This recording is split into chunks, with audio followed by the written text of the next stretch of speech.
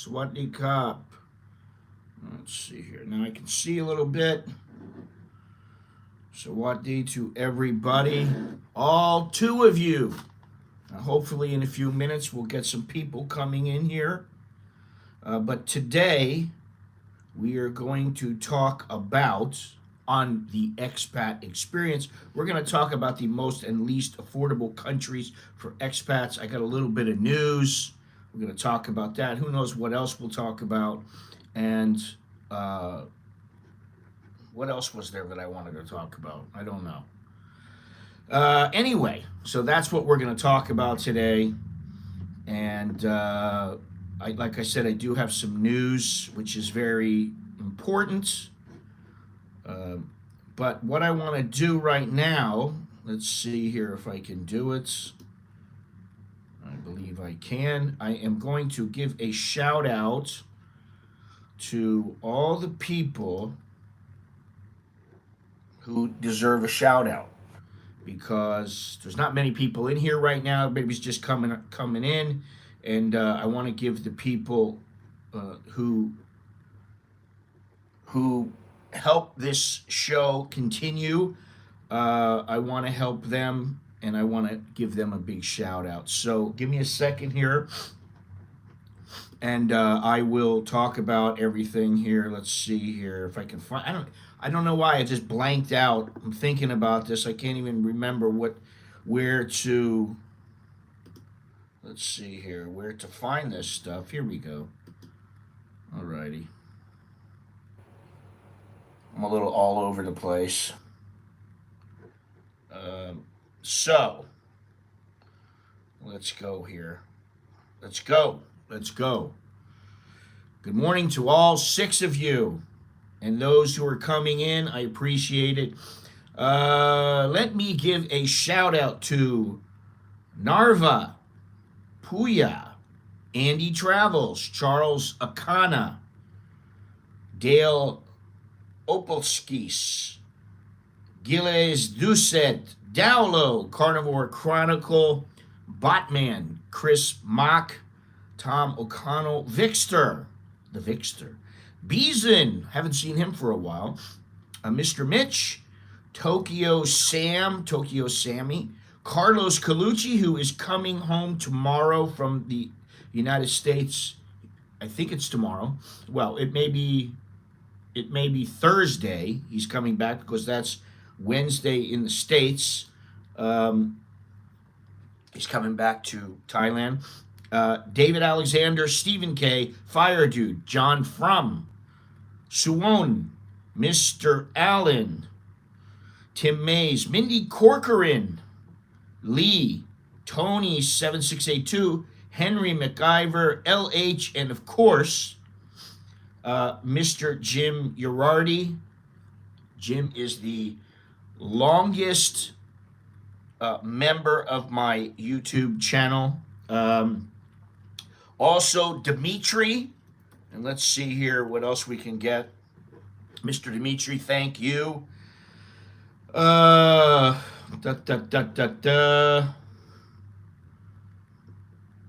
else do we got here? We got a couple others here. Active. Mr. Elaine. And of course, Mr. Billy Ray. And let's not forget Mr. Hans. Also Mr. Hans and Mr. Daniel. So thank you very much to everybody. I hope I didn't miss anybody, but thank you to all those people who contribute to this channel and who make it work, because if I didn't receive anything, I probably wouldn't be here, because that's the way it works. And it costs me a little bit of money most of the time when I go out and do things, and everything costs, man. That's how it is. It costs to live. So thank you very much. Thank you once again. I appreciate it. And if you want to become a patron or a member of YouTube, it's very easy to do. Everything's down in the description. You can also do a one-time payment with the Cash App, with Buy Me a Coffee. You can just get something off of Amazon, which doesn't cost you anything. besides the cost of whatever you're buying from Amazon. It doesn't cost anything additional, so that's great. And what else? You can buy some merch. There's merch down below the video window. And of course, you can follow me on social media. And then if you want to transfer money from the US or wherever into Thailand, there is a link down below where you can use Wise to make your transfers. And let me tell you, I've thought about the other place that I was trying to think about yesterday. Wise, which is very, very good. I think it's the best. Revolut, which I once had, and then they stopped allowing transfers from the United States, and now they allow transfers again. Then there's D-Money, and what else is there? Remitly. Okay, so there's those four places, and maybe you want to use those, maybe you don't. It's up to you. It really just depends on your own situation. So that's that. All right, so as of about 30 minutes ago, the dollar, wow, 34.26. So it's gone from about 33.95 or something like that yesterday, day before yesterday, to 34.26. So the dollar's gained a little bit. It's gotten a little bit stronger, which is good. I want it to be, listen, like I always say, I want it to be above 37. But, I'm greedy. And then 36, I'm like, okay, as long as it's 36. Then when it hits 36, I'm like, okay, 35 is all right. And now I just want it to be above 34 because, getting down to 33. Then we're almost to where, are we going to hit 30? And I definitely don't want the dollar to be 30 to the Thai baht. Right now, the air quality, 55, which is moderate. Temperature is 80 degrees, high of 87, low of 78. The feel like temperature is 83. The humidity is 87%. And unfortunately, today there is a warning for very heavy rain. And all I can say is that yesterday and a couple days ago, the rain was so hard. Yesterday I was on a motorcycle and it was just drizzling very lightly. And I thought, okay, I got to get home. And then it started pouring. And the guy had his little rain suit on. I didn't have anything on. I got soaked. And the rain was so strong, it was stinging my eyes because the pellets of water were hitting my eyes so hard. I was like, man, I got to cover my face up. It was raining that hard. And then a couple of days ago, it was raining so hard. I stood in the laundromat and I couldn't believe how hard it was raining. I mean, the wind was blowing. It was just really, really bad. I don't know about Pattaya, but in Bangkok there has been some flooding, and I can tell you what's today. On Sunday, I went out to dinner with the boys and also with Mr. Two Quarters Korean. We all went out to dinner, and I had to go. It's about 30 minutes from my house, and when we left, it was not raining.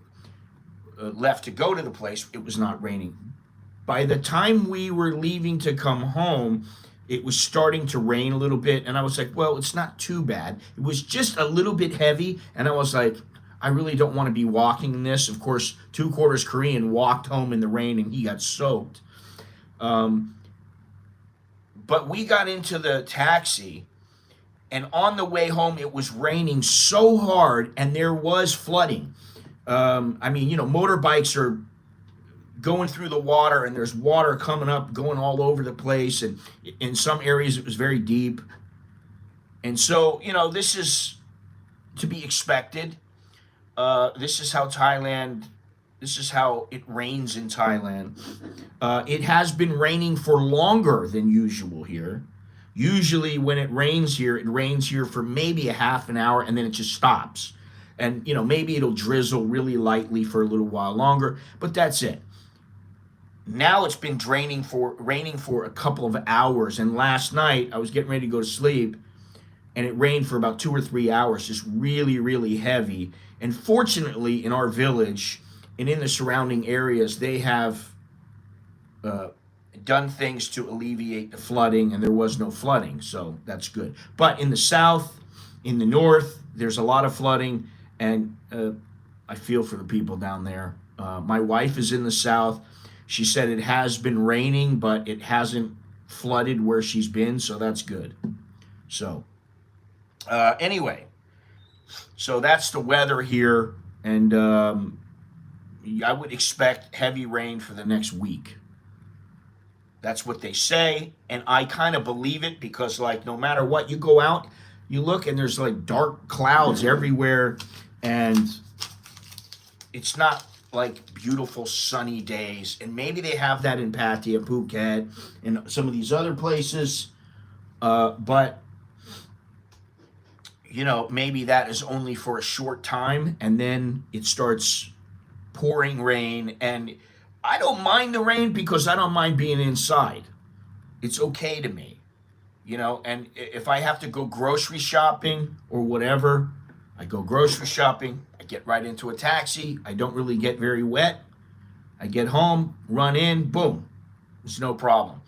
But if you want to go out and you're running around town, that kind of thing, well, then it's a little bit problematic because you might get soaked. You might want to bring an umbrella.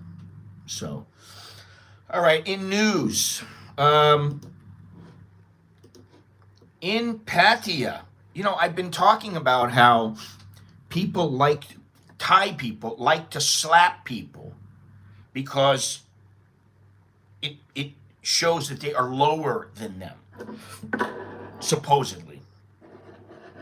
The politician that slapped the journalist, or somebody else that slapped somebody, and now there is somebody here who, you know, there was a drunk woman, and she was a Thai bar worker, and this guy slapped her, sparking again more outrage, and it went viral on Thai social media. The official, who is a municipality worker, appeared to slap the bar girl in the face and attempt to force her into a city pickup truck to take her to the police station. She was drunk, okay? And she went into a convenience store on Walking Street in South Pattaya, and she began arguing with the staff. They almost got into it. It almost got physical, and then somebody called, I don't know if they called the police or what they did, but this city patrol vehicle arrived, and the official attempted to escort the woman into the vehicle. She resisted. I mean, I don't blame her. Hey, who are you to bring me in? I'm drunk. Okay, you're not the police. If you're the police, okay, well, I understand. Maybe I got to go with you or something. But just some municipality worker, some city worker, I don't know why he tried to get her to go in. And then I guess the police did come, and she was still resisting. And so she was 34 years old, which, you know, if you're a bar worker and you're 34 and you're getting heavily intoxicated, that's not a good thing. But she says that although she had a few drinks, she was not heavily intoxicated. I don't buy that, really, you know, because people who are intoxicated don't always admit to being intoxicated.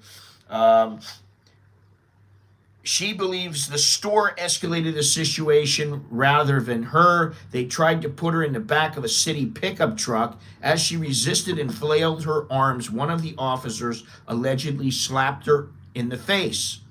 She filed a police report at Pattaya Police Station. Now listen to this. Because if she got slapped by somebody, there is no call for that. I don't care if you're drunk, if you're whatever it is. If you're not the police, you don't have the right to smack somebody. That's just how it is. After filing the report, this woman Da, was summoned by the investigating officer 2 days later for a discussion with the opposing official. What does he have to do with any of this? The official did not show up. Okay. So what does that tell you? But the police allegedly intimidated her, informing her she might also face charges for assaulting an officer while they were performing their duties. Now, I don't know if this guy was a police officer or what the deal was. If he was, and he said, listen, you got to come with me, she could have just said, no, I'm going home. Leave me alone. And maybe that would have been enough. I don't know. But she dropped her charges, and she urged the Pattaya police to refrain from using violence and prevent such incidents from happening again. So, another person gets smacked and nothing comes of it. Just take that into consideration. Real quick, 2 American bully dogs fatally attack an 18-year-old Thai owner. The victim's brother is now seeking new homes for the animals. I mean, I'm sorry, but I don't think they should be allowed to stay alive. Free rides on Bangkok's upgraded BRT system for 2 months. The bus rapid transit system, starting September 1st, these electric buses that are replacing the gas buses, you get free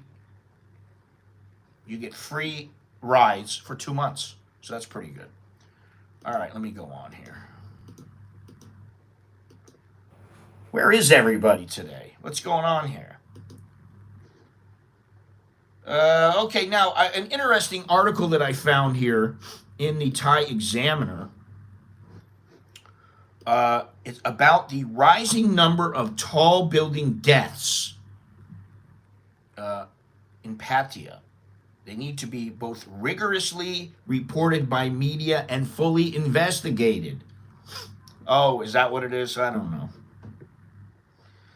Thailand's rising tall building deaths demand transparency. Reports and investigations must stop overlooking details as privacy concerns are presently in vogue.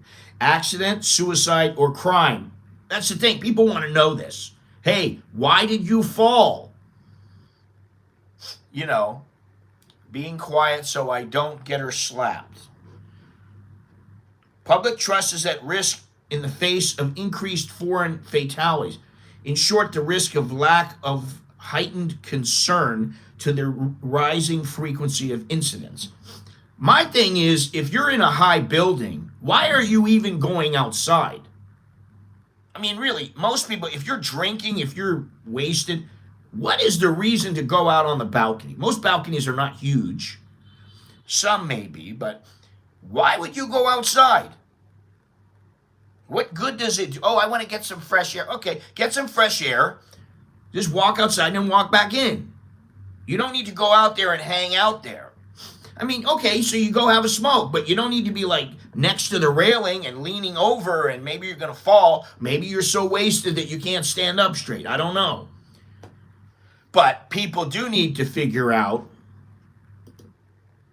why and what is going on with these people who fall. I mean, it's almost humorous. It's the Pattaya High Flyers Club. This has been going on for a long time. I mean, as long as I've been living here, it's been going on. Nancy? Yeah, she won't come.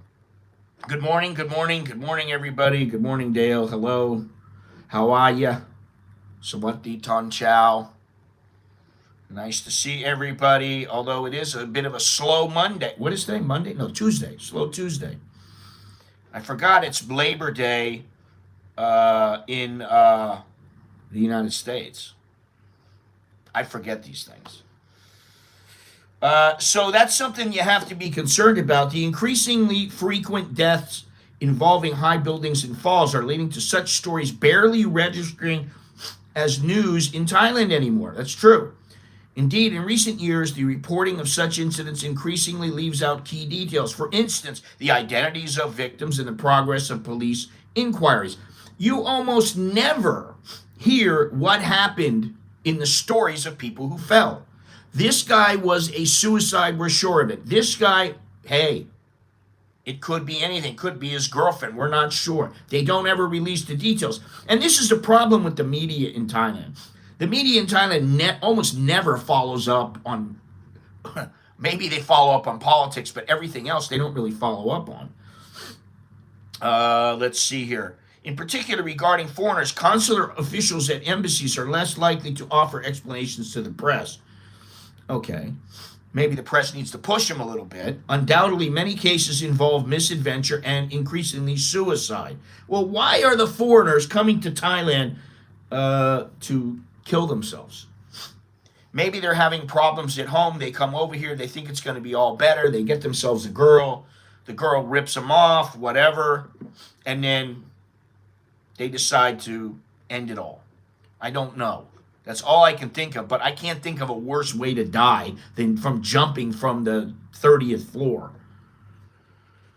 Nonetheless, some of the cases may also be crimes or accidents that require the spotlight of public scrutiny. Indeed, it is arguable that all deaths should be examined with diligence and details made public. The disturbing trend coincides with a newer emphasis on privacy with regard to misadventures and criminal cases in recent times. In short, this trend towards privacy over public accountability is both unhealthy and dangerous for society. I agree. Now, if you throw yourself off of some building from a hotel, then why shouldn't your name get out there? I mean, really, it's a hotel. It's not your own private residence. You jumped off the third floor of your house and you died. I don't know that that makes a difference, but I just think they ought to make it public. At least what they should do is say, this guy died because he jumped. We're not sure about this one. Maybe his girlfriend pushed him. We're going to have to take it under investigation. And then when they find out, see, these news organizations, it doesn't seem to me that they are doing the right thing because they are not following up. And if they are following up, they don't get any information. They just go, okay, can't get any information. What am I going to do?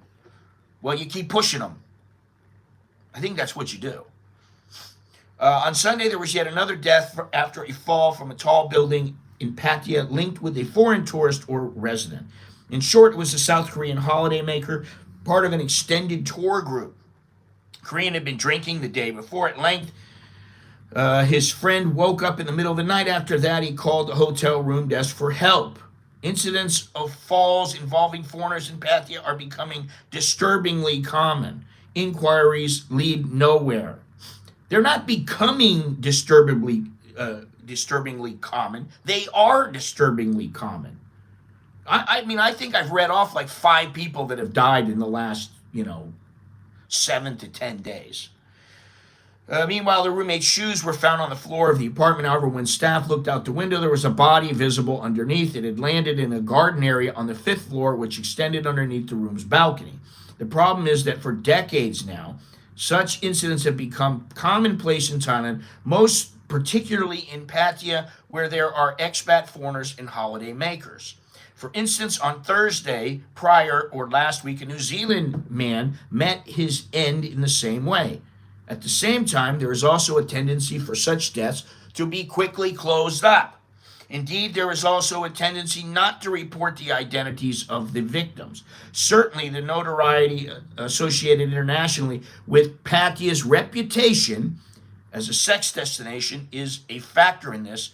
Indeed, similarly with Bangkok, Phuket, and the kingdom as a whole.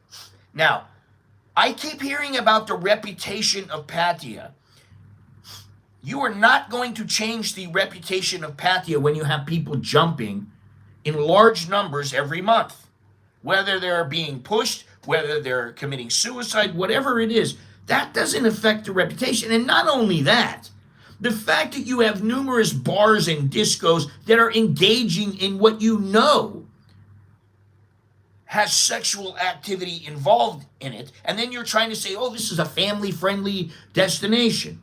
Well, okay, maybe it is, but you still have all these things going on, and people know it. They're not stupid. And, of course, every time you have the officials walk through Pattaya, they go, oh, no signs of prostitution found. Come on. Really?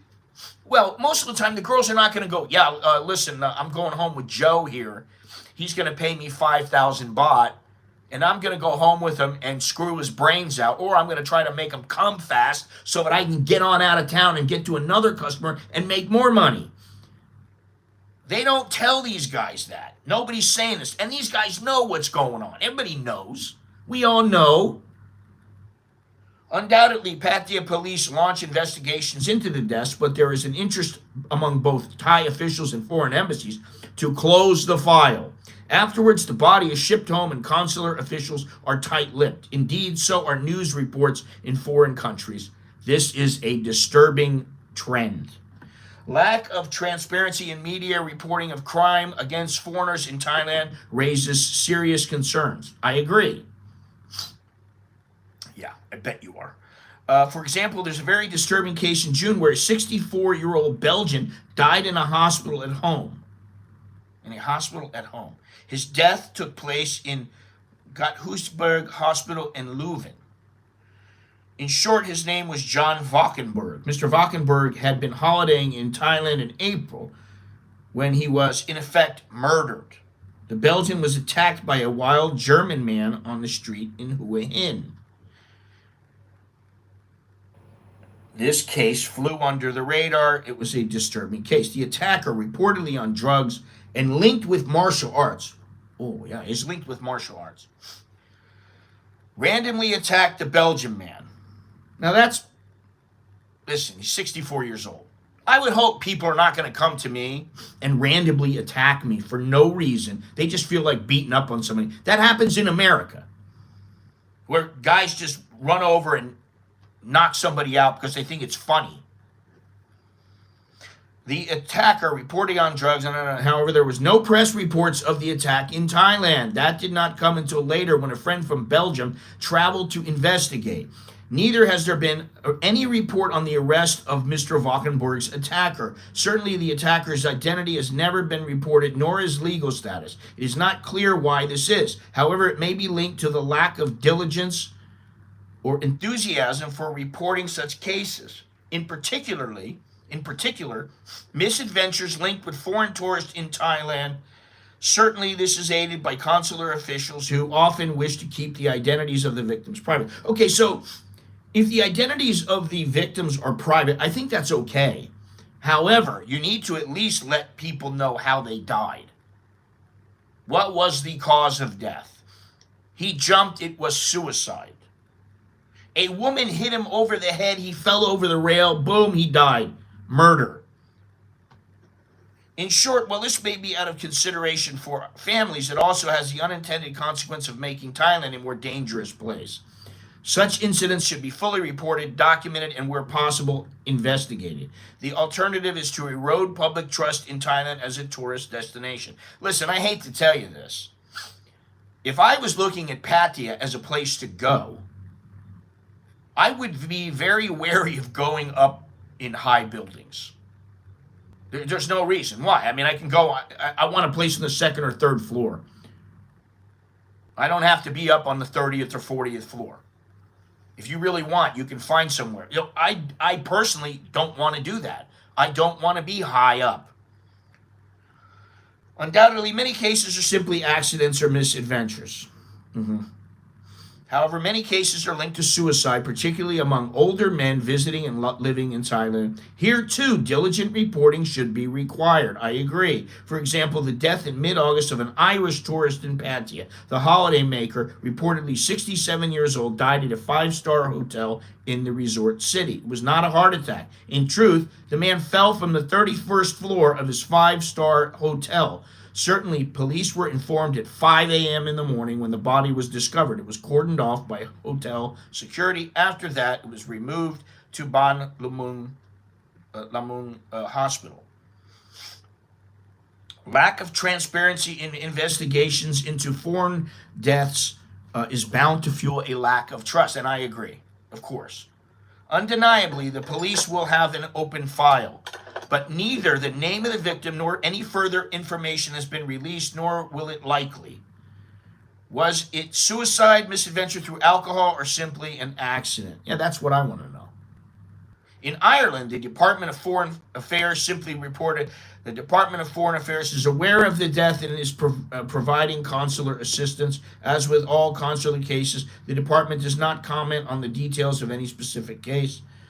Again, the modern trend towards privacy prevails. Listen, I agree with there should be privacy also. But the problem is, if somebody is falling from the 30th floor of a building, people want to know why they're falling. Did he kill himself? He killed himself, okay. It's sad, but it happens. If somebody pushed him, that's a different story. If it was an accident, that's a different story. So this way, their reputation does not suffer. Growing number of foreigner deaths in Thailand raises questions about safety and investigation procedure. And that's another thing. The safety issues. I know a particular someone who went to a hotel. I don't remember where it was. I think it was on some island. And he got a pretty nice hotel. And he had a balcony on, I think it was on the second floor or the first floor, but it was up off the ground. And he was drying his clothes, and he was wearing a towel, and he went out to get his clothes. And when he went out, the balcony collapsed. He went through the balcony, and he was stuck in the balcony. He couldn't get out. Now here he is, butt naked with a towel around him. I don't know if anything was like flopping around or anything, but he had a towel around him, and he's butt naked, and he's trying to get his clothes, and he falls through. And the hotel did not want to accept responsibility for their faulty balcony. And he didn't want to say anything because he didn't want any problems. Now, I guess that really fosters confidence in the reputation of this particular destination. In June 2023, Caleb McCarthy fell to his death from his condominium in Bangkok. His body was recovered after he hit part of the building on the way down. Listen, I had a fall. Because of a fire, I had a fall. And I don't know, but it's been a while now since I showed you where it was. It was the 4th floor. It was like 14 meters up. I fell. I think I hit the 3rd floor stairwell and then bounced and went down, and I went down like this. I still remember. I went down, I did a Superman. Went down, bam, hit my head and bounced and turned over, and my back was purple. My entire back was covered with black and blue and purple, and that was because I fell. Now, obviously I lived, and I was very lucky, but I had many, many injuries. And that was not because I wanted to, do a header. That was because nobody could get out, and we thought we were going to burn. Hey there, Jono, how you doing? Let's see. He was also known for having parties at his apartment with his friends. A police investigation was launched. Perhaps, like so many deaths linked to foreigners in Thailand, this was a case of heartbreak. Yeah, maybe. Certainly, there are many cases of suicide linked to affairs of the heart. For instance, in 2019, 44-year-old Federico Mastrello jumped from an escalator at a popular mall in Bangkok. He was having problems with his Thai girlfriend. 1 week previously, a Western man with $200 in his pocket lay down in front of an oncoming bus in Bangkok. Oh, God. Really, that's a pretty bad way to go. Let's see here. I find it hard to believe there wouldn't be footage of the jump. I've never been to Pattaya, but there's cameras everywhere. And in and around Bangkok. Yes, definitely. Jono, what do you think on this issue? People jumping. Hi, big boy. Still want to meet? I don't know who you are, dopey. But no, I don't want to meet. And I never did want to meet. So, see you later, pal. You sound like a Bharat to me. Oh my God.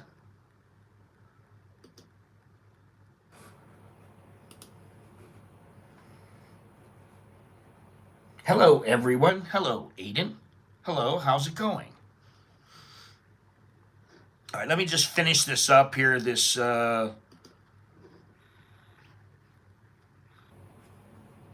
article.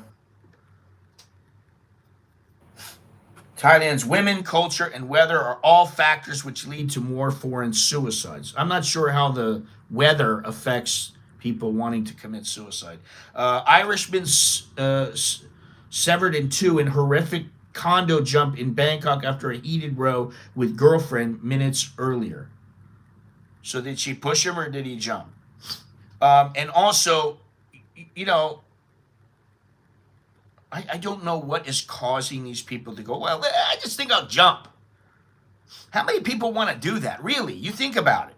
I certainly don't want to die that way. I'd rather die in my sleep. Such incidents continue to happen. In particular, there have been several reports of foreigners dying at Bangkok's Suvarnabhumi Airport or Phuket International Airport. One of these was also an Irish man on his second attempt. Yeah, I mean, can you imagine you're in Suvarnabhumi and all of a sudden you see a body drop? You know, you're on the second floor and then somebody jumps from the third floor and you go, well, what was that? Oh, I think it was a dummy. Oh, yeah, it was a dummy. They go splat and that's it. Tragic incidents involving foreign tourists in Thailand highlight the need for safety measures and support. And nobody's talking about that. That's why I brought up the person who was on a balcony and he fell through the balcony. Because sometimes the quality of craftsmanship in some of these places is not very good. My wife and I went to a condo nearby in this area. And I did not like it because I thought, oh, it's not a really good area. I mean, it's just not my kind of place. She goes, oh, let's just go look at it. I said, okay. We go in and, you know, you have the living room and you had one bedroom and there was a little kitchen. But in the living room, the sofa was right up against the glass window. Now, it was a, you know, like 4-inch thick glass window and you could not open it. However, I'm thinking, what if you got kids? You got some 7-year-old kid and you got another one who's like 9 and they're rolling around wrestling, or, you know, you're playing around with your girlfriend and you roll over and you bang into the window and that window crashes and you happen to slide out. You're dead. I'm like, that is not very safe. Not very good. And then they have like a 3-foot wall when you're outside, you're walking around to go up to the room. There's like a 3-foot wall. And you're 30 floors up. And, you know, if you just happen to lean over a little bit or you slip or whatever, you can easily go over the side. So in that regard, the safety is definitely lacking. The guy who jumped twice previously had told police after his first suicide attempt he did not have the money to pay for a flight home to Ireland. He later completed his suicide mission when police allowed him a cigarette break from detention. I bet they felt real good about that. Now, I don't know why the embassy wouldn't pay for his flight back home and then he would have to pay it back in full before he was going to travel again, which is what the United States does. If you are that desperate to go home, they will fly you home, but you will pay full fare and you must pay that back before you are allowed to travel internationally again. Meanwhile, the incidents keep happening. In an 8-day period at the beginning of June, 5 foreigners fell to their deaths in Pattaya alone. Many of the cases involve alcohol and mental health issues. Some are undoubtedly simply accidents. I understand accidents happen, but not that many. And why do the Thais the foreigners always have these accidents, but you don't hear about a lot of Thais having these kind of accidents. One particular theory is that Thai buildings and structures are designed for smaller people. Okay, I guess, yeah, that's it. For instance, over the last decade, it has been reported that balconies on many older Thai hotels are just 700 millimeters high, which is about, 23 inches? It's about 2 feet. In short, just over waist level for the average Western visitor. At the same time, the number of visitors and age profile of visitors of Thailand must also be taken into account. The kingdom is targeting 38 million visitors this year, many of them heading for tourist hotspots such as Bangkok, Pattaya, and Phuket. And that's why I don't want to live in a tourist hotspot. Listen, Jono, if you're there, I hate to tell you this, but you are in a tourist hotspot. Now, it may not be for Westerners. It may be for Japanese and Korean and stuff like that. And maybe I would say that is a better tourist area.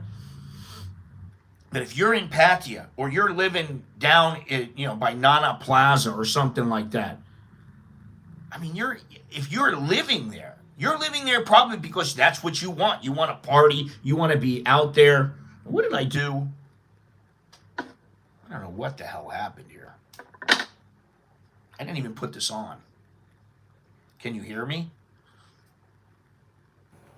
Should be able to hear me. Anyway, if you're in one of those areas, then that's because you want to be in that area. You don't have to be in that area. There are plenty of other areas near the BTS, near the MRT, near the CityLink, where you can go and you can be a little bit outside of the main tourist areas. Do you really want to live next to Siam Paragon? Do you really want to live next to M Quartier or M Sphere or something like that? To me, it's not, oh no, it's not the place. All right, let me just finish this up here. Financial and health crisis may additionally drive some elderly foreign expats in Thailand to tragic decisions. Among these deaths, for instance, are elderly foreign expats. Okay, many are diagnosed with terminal conditions. On finding themselves with no way home, scant resources, and lack of medical insurance, they opt for this course. Every year, such stories emerge in Bangkok, Pattaya, and Phuket in particular. For example, Max Holden, a Pattaya resident in November 2018, dressed in shorts and having left a letter for his Thai wife, he took his own life. The former engineer had designed an extensive execution mechanism and hung himself from the 23rd floor of his condominium building.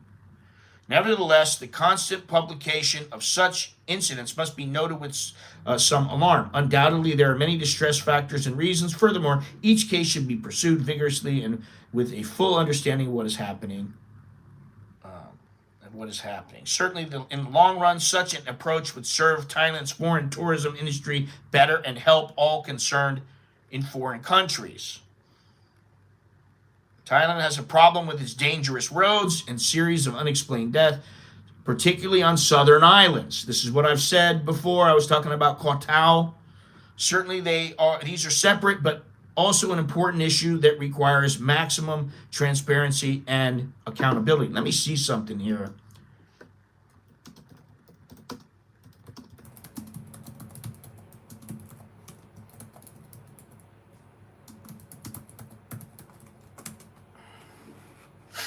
Well, let's see here. Thailand is rated as the least dangerous country in Southeast Asia for travelers. Yeah, I don't know if I believe that. I don't know if I buy that, but here we go. The most dangerous countries in the world by region. Let's see here.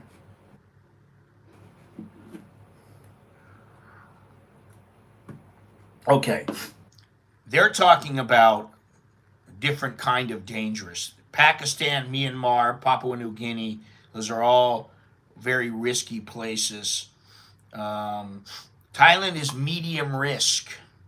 Travel safety in Thailand varies greatly by region, but the touristy destinations and developed cities are safe to visit. I don't know how they say that when Pattaya, people are dying all the time, people are getting beat up. I mean, I don't see how Pattaya is a safe destination. Just my opinion from what I've seen in the news. Now, I know the news is not always correct.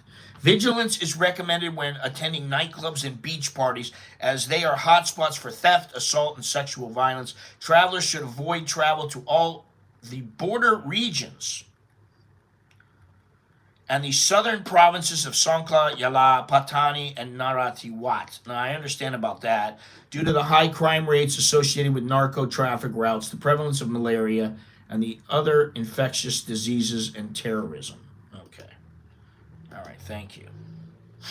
It is always a little hotter down on Sukhumvit in Asok and Nana. Vehicles, buildings reflecting the sun, and some from carts. Yes. But David Carradine, that was a long time ago. But okay. And, they don't make a big deal about that unless you're walking on some of the sidewalks. I got out of a taxi one night and fell down a hole. How'd you do that? A lot of tourists die in Bali either by accidents or health as well. Yeah, I mean, I know that, and I'm not saying that Pattaya is the most dangerous place. I'm not saying that.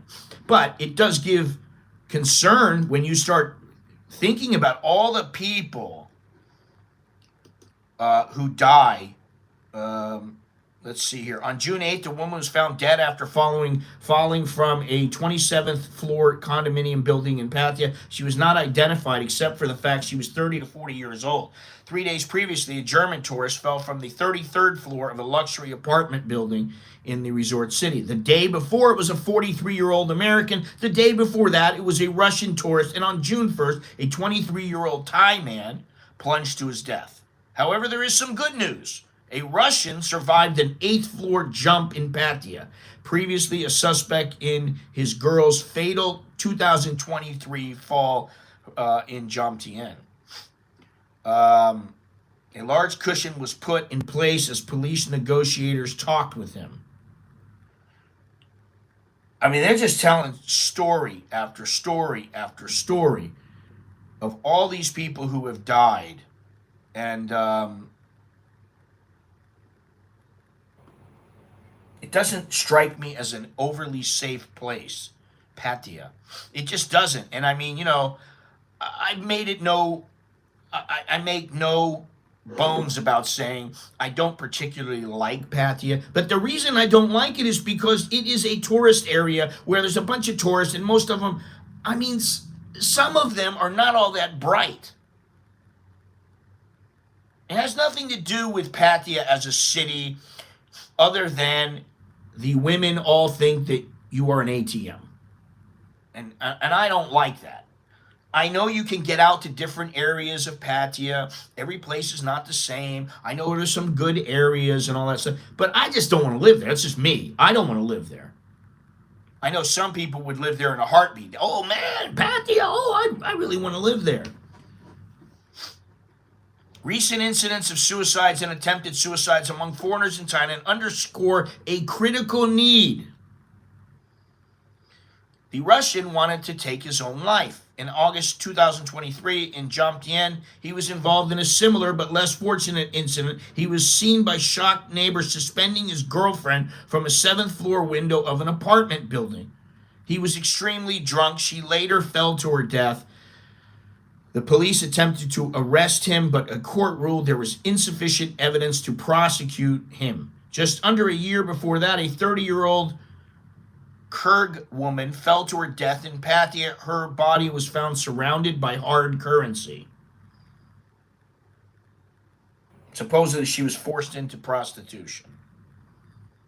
I mean, there is just story after story after story after story. So, take that for what it's worth. There was a big hole between the footpath and the road. I ended up with a broken ankle. Oh my God.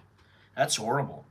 Listen, my buddy, he used to live in Cambodia. Now he lives in Seattle, Washington. He used to live here for 20-something years, 25 years. Then he went to Cambodia. Then he goes, I'm done. He's back home. And he was walking along, and they have the drainage grates, and he just thought everything was cool. That's why I never step on the drainage grates, because of him. He was walking along, he stepped on the drainage grate, the grate fell down, his foot slid downwards, and then the middle of his calf in the front hit the concrete, and he bashed his leg, and it caused a big indentation in his leg because I don't know why, what happened, but he had a big problem with his leg. And he had to worry about blood clots and all kinds of stuff in it. And that was just because it wasn't all that safe. And, Jono has said he's tripped up and fell and hurt his leg. I've hurt my ankle. So there are a lot of places that are not all that safe. And that's just life in general. But it seems to me that Pattaya is a lot less safe than many other places. I mean, if you want to go walk up in the Ghost Tower in Bangkok and you want to go up to the top, and there's a place right on Ratchada. If I wanted, I could go up there. I thought about flying my drone around it because I don't want to walk up there because I don't want to fall. Then you're doing riskier behavior, and you're kind of asking for it. Walking along the beach in Pattaya, you see the guys at the same bar every day. Lots of mental issues in that city. Well, yeah. I always tell this story. I got to tell it one more time, and then we got to get going on to the list here, because I don't want to keep reading about all these people who died. But there was a time when I was, I went down with a couple of my buddies. Well, I was working with them in boxing, and we were going down to check on some things, and so we went down to Pattaya. We got a nice hotel. Had a pool and everything down below, and you could see some bars from the room if you opened the door up and went on the balcony and everything like that. Didn't strike me as a place that was unsafe or anything like that. But it was about 2:30, 3 o'clock in the morning, and we had just come back, and we were like, there's nothing to do. Let's just go back to our rooms, go to sleep. And I just kind of stood out there in the balcony looking down at the streets and the bars, everything closed up already. And I've told this story before, but there was a guy standing there. He had like bathroom sandals on. His pants were down. You could see his ass crack. He's got this shirt on. He just looked like shit.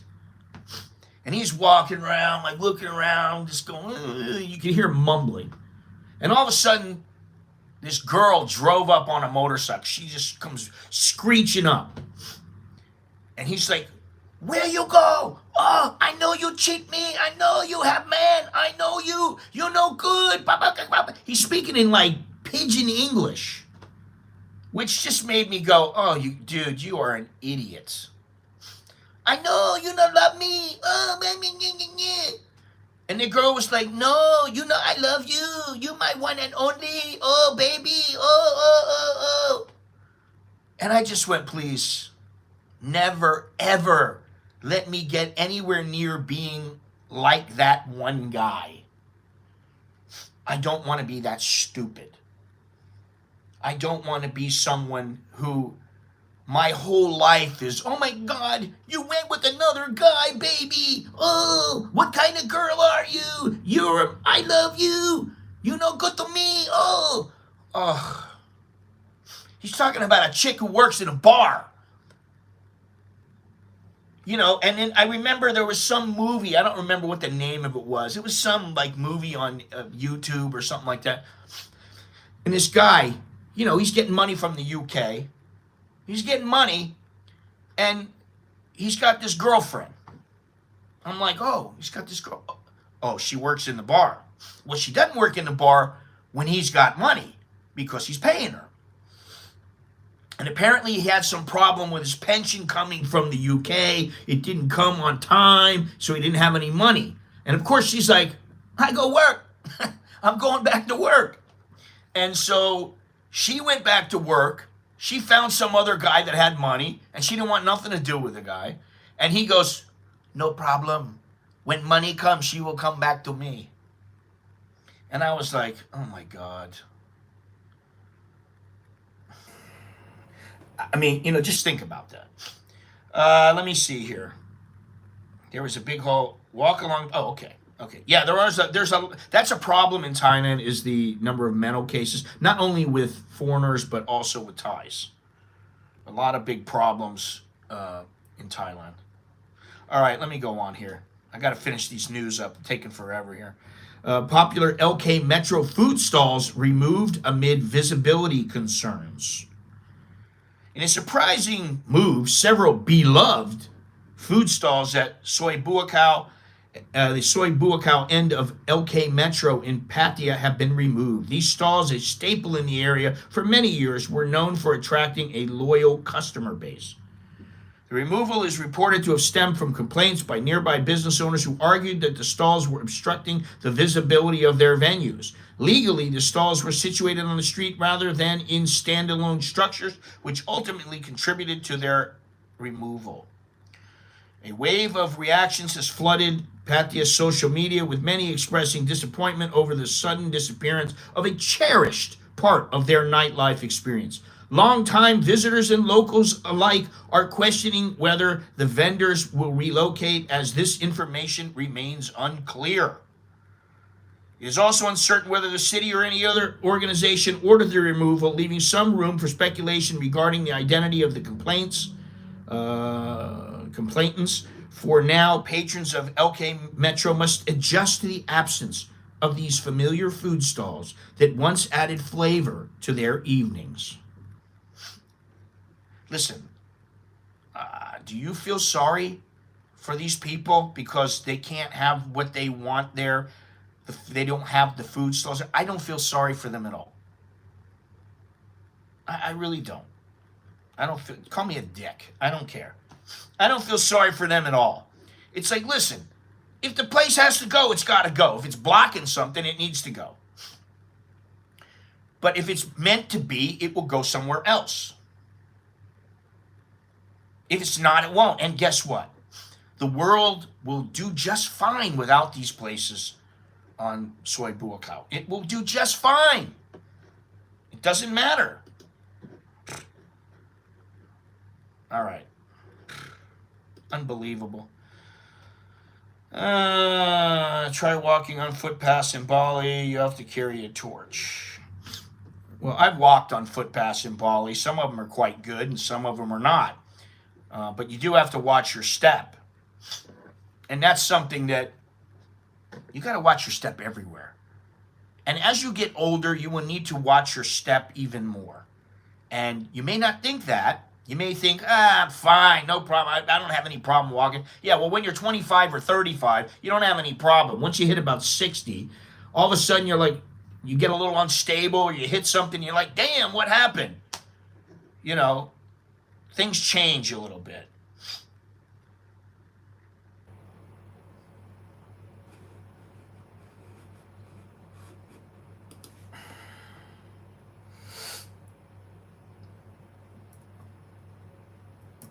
Let me see something here.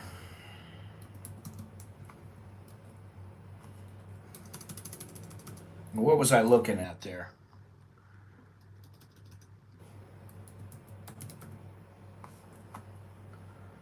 Let's see here.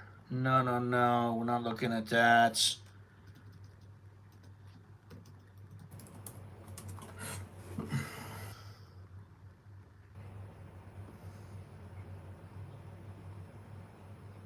Let's see here.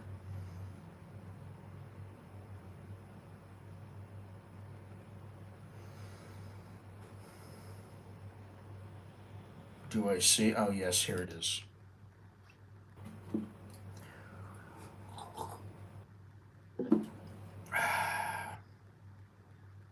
There have been a removal. There has been a removal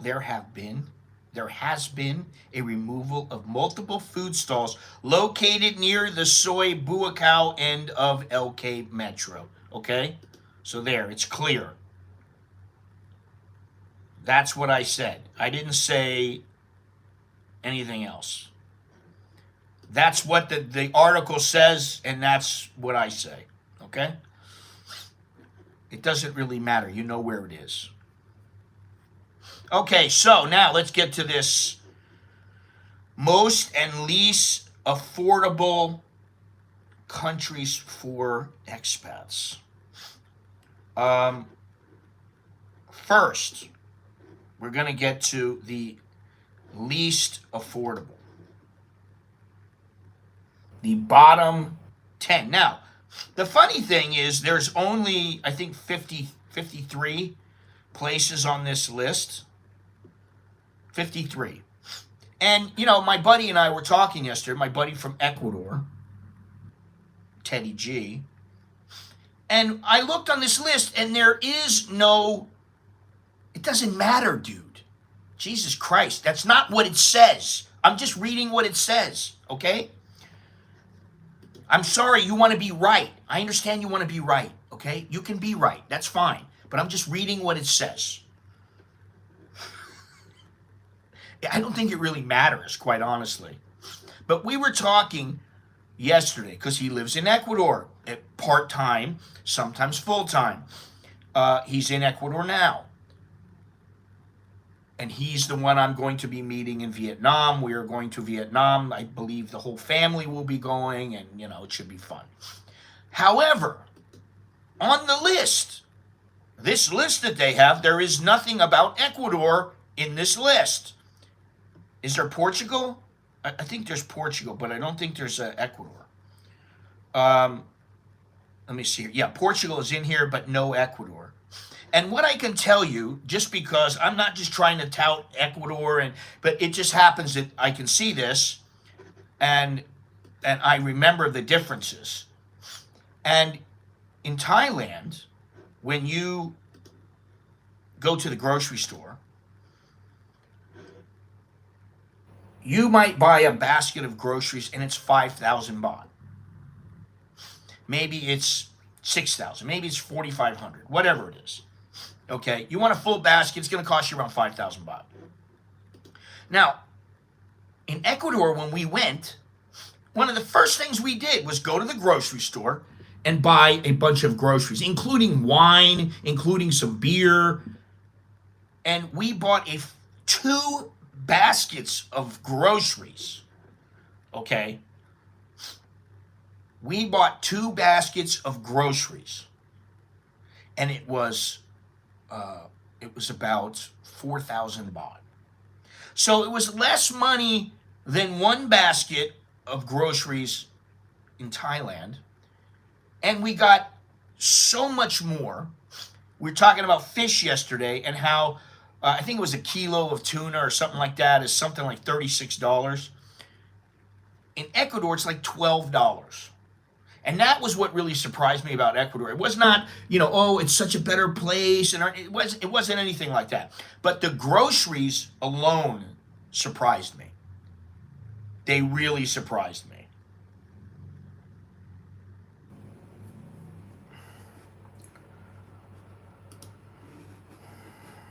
So that was what really, that was one thing that I noticed right away. All right, so the bottom 10. And I'm just going to go over these bottom 10 really quickly. Number 53, Canada.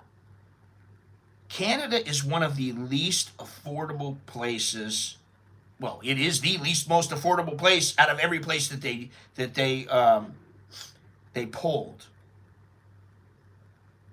Geographically, Canada, 53rd, and New Zealand, 47th, are the odd ones out in the bottom 10 of the index. New Zealand's results may have improved marginally. The country ranked last for personal finance in 2023, but high costs continue to be a problem for expats and locals alike. So number 53 is Canada. Number 52 is Finland, which does not really surprise me. Number 51, United Kingdom. Number 50, Ireland, which I find to be kind of humorous because, okay, I understand that the housing is quite expensive in Ireland. However, the groceries, some of the items that we bought in Ireland were cheaper than they are in Thailand. And I'm like, how can I get all this stuff for like half the price of what it costs in Thailand? So number 50, I don't know, but whatever. I'm going to trust the results of this. Number 49, Norway. Number 48, Singapore. Number 47, New Zealand. Number 46, Bahrain. Number 45, Turkey, which is surprising. Number 44, Kuwait. Uh, Singapore proves that finances are not an easy topic across Asia. The city state regularly ranks among the most expensive cities worldwide. And results in the Expat Insider Survey are no different. Three-quarters of expats, 75%, rate the cost of living negatively versus 39% globally. Over a quarter, 27%, give this factor the worst possible rating versus 9% globally. So those are the worst. Okay, Canada, Finland, United Kingdom, Ireland, Norway, Singapore, New Zealand, Bahrain, Turkey, Kuwait. That's number 53 through 44. Those are the bottom 10.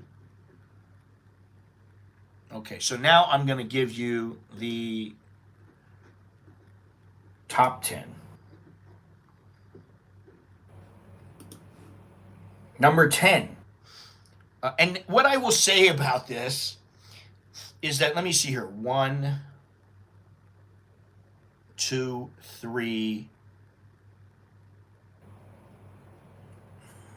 maybe 4 places on this list.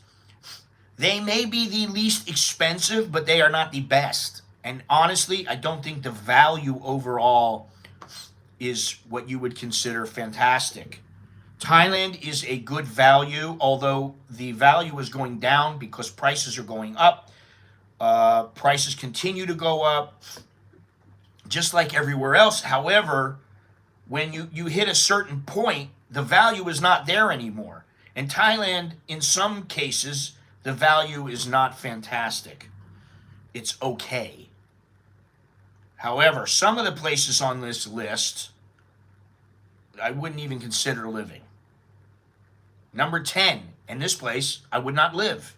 And Bruce, who comes in every once in a while, and who has lived in China, and he was in a rush to get out of the country because he didn't want to have to deal with everything that was going on there. Number 10, China. 9 out of the 10 countries were already at the top of the index last year. Malaysia, which ranked 5th in 2023, was edged out of the top 10 to 11th place in 2024. Yeah, that's all I'm going to say about that right now. Let's see here. Interestingly, financial reasons as motivating factors to relocate only stand out for expats in 3 countries, which I'll get into in a few minutes. So number 10 is China. China. Who was that said that? Number 9, Brazil. Now, I have not been to Brazil. I admit that. But from what I see about Brazil, there are places that you go in Brazil where they are quite nice and you will not have problems. But there are also places in Brazil that if you go there, you're asking for trouble. But as far as the affordability, it is number 9 on this list. Let me see if I can find something here about it. Okay. No. Brazil's 18th place for cost of living represents the worst results. And yet it still makes it into this list. Okay. The methodology here for the Personal Finance Index, expats rated 3 different factors on a scale of 1, very bad, to 7, very good. General cost of living, satisfaction with their financial situation, and whether a respondent's disposable household income is enough to lead a comfortable life. To be featured in the ranking, a country must have a minimum of 50 respondents. In 2024, 53 destinations made this threshold. So maybe Ecuador did not have 50 respondents. I don't know, because that, to me, that's a very low number. I mean, really. I don't know why they made this only 50 respondents. That's not very good. Number 8, Thailand.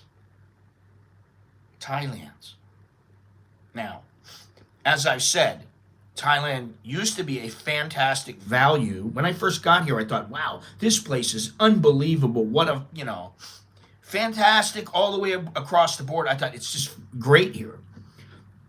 Now, every time you go to the grocery, I mean, I go to the grocery and I buy a couple of things, and it's 600 baht, 1,000 baht, which is $20, $30, just to buy a couple of things, that you would think would not cost that much.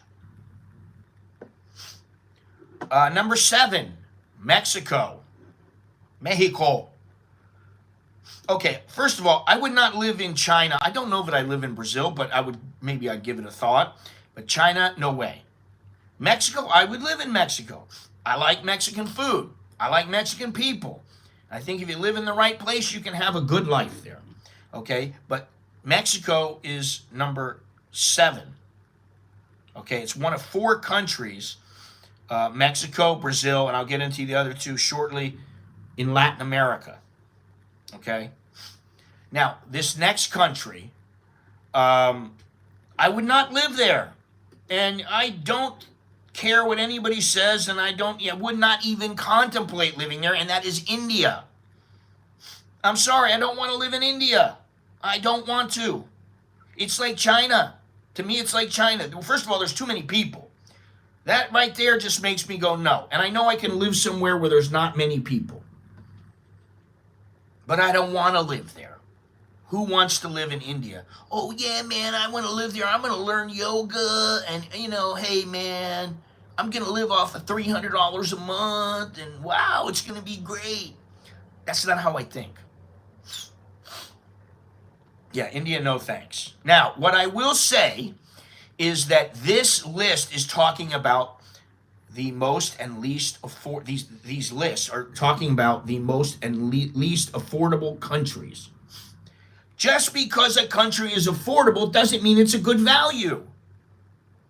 So for me, Thailand is a good value. It's not as good as it used to be 30 years ago, but it is still a very good value. And there is a nice mix between modern and traditional. And that is why I like Thailand. Okay?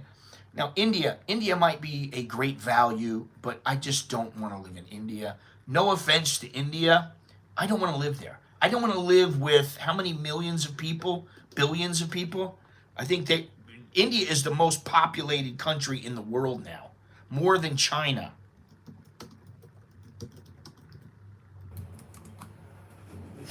$1.417 billion.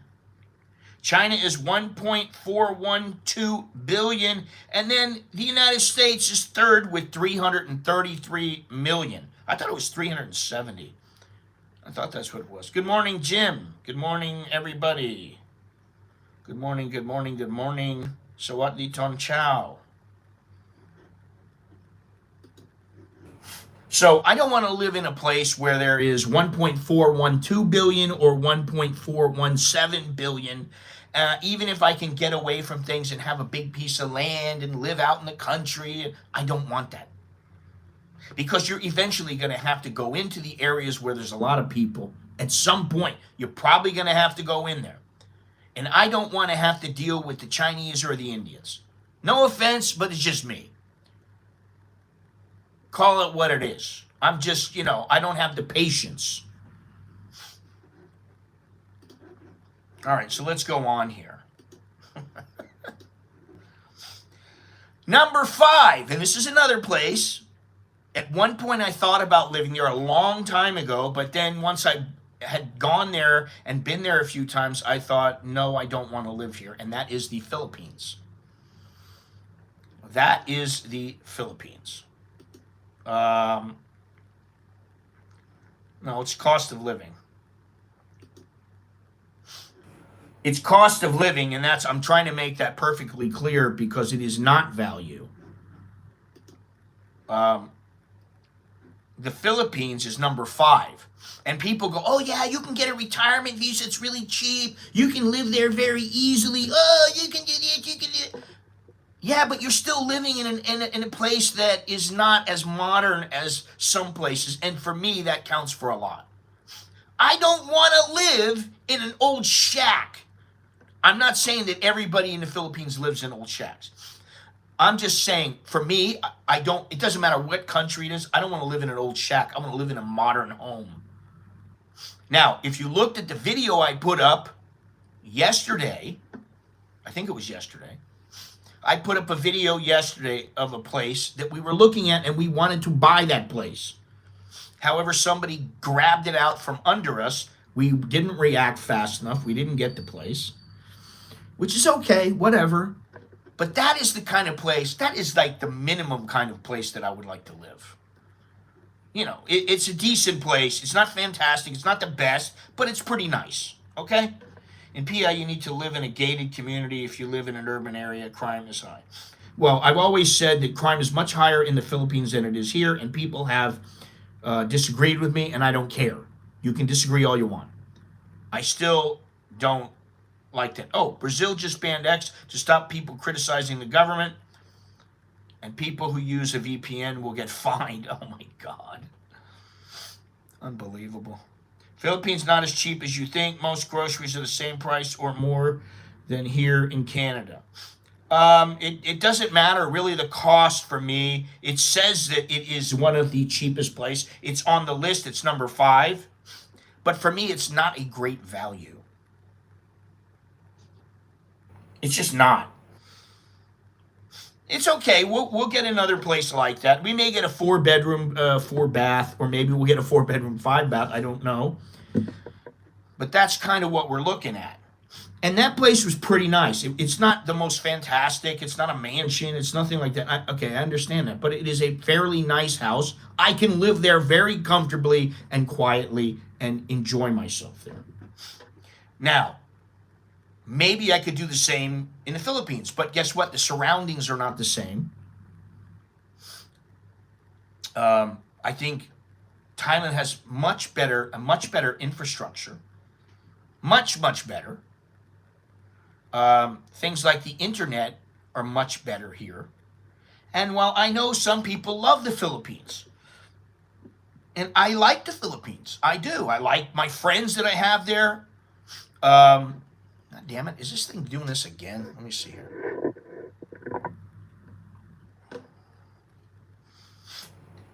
You don't want to be an American Mexican of the sea? I don't understand that. A house is a house, you make it into a home. That's true.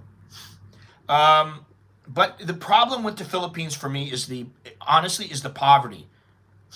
I don't want to have to live behind a gated community because the people are poor and maybe you're going to get robbed or something like that. I understand that's not going to be everywhere, and it might happen in Thailand too. The only reason you're behind a gated community in Thailand is because that way you're away from everybody else. You don't have to deal with it. It's like a village. That's exactly what it is. And the village is as large as the community is, which is, in that particular case, I think it was 227 units or something like that, which is not huge because another one we went to was like 350, which is a bit larger. But yeah, I don't think the Philippines really, I think, okay, maybe in cost it's number 5.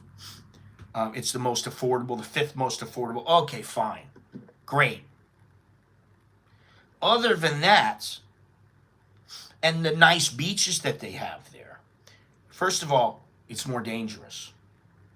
Second of all, I don't think I really want to live in the Philippines. Because of the poverty, because of the lack of infrastructure, because of the lack of this, the lack of that. And I know people there who are very wealthy and they have a good life. And I'm not saying that you couldn't have a good life there. I'm just saying, for me to move over there would not be a wise move. Because first of all, it costs you money to move. It costs you money to set up. I mean, why? I don't need to do that. It's not worth it. Okay, and the value, in my opinion, is just not there. So, I'll say number 5, no, it's not going to happen. Number 4 is Panama. And Panama has been on many lists for a long time. And I've been to Panama, and, I didn't see all that much of it. I think I was there for 3 days.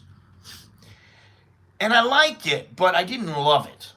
I was like, yeah, this place is all right. And I mean, I went to Nicaragua, and I was like, all right, Nicaragua is okay. But I didn't like get there and be like, wow, the people are really cool. It's a really friendly place. It's upbeat. Wow, man, great place.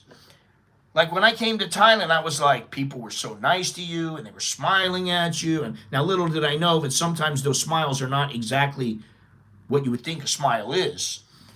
But the people were friendly.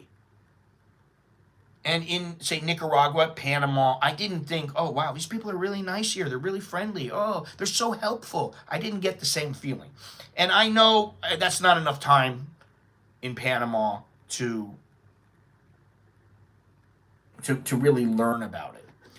Now, Indonesia is number 3. And with Indonesia third, which is a second Asian country in the top 3 of the Personal Finance Index, the country ranks second regarding expats' satisfaction with their financial situation and is only beaten by Panama first for this factor. Close to 3/4 of respondents in Indonesia, 72%, are happy with their financial situation versus 54% globally, and 29% very much so versus 20% globally. What I like about Indonesia, the climate, the safety and peacefulness, the friendliness, the clean air, and nature, and the low cost of living. Canadian expat. The only thing I don't know about, I'm not sure about, I think some areas have very clean air there and some areas are extremely polluted, like in Jakarta. If you're anywhere in Jakarta, I think it's extremely polluted. So, sorry, I don't want to bust anybody's bubble. I like Indonesia a lot.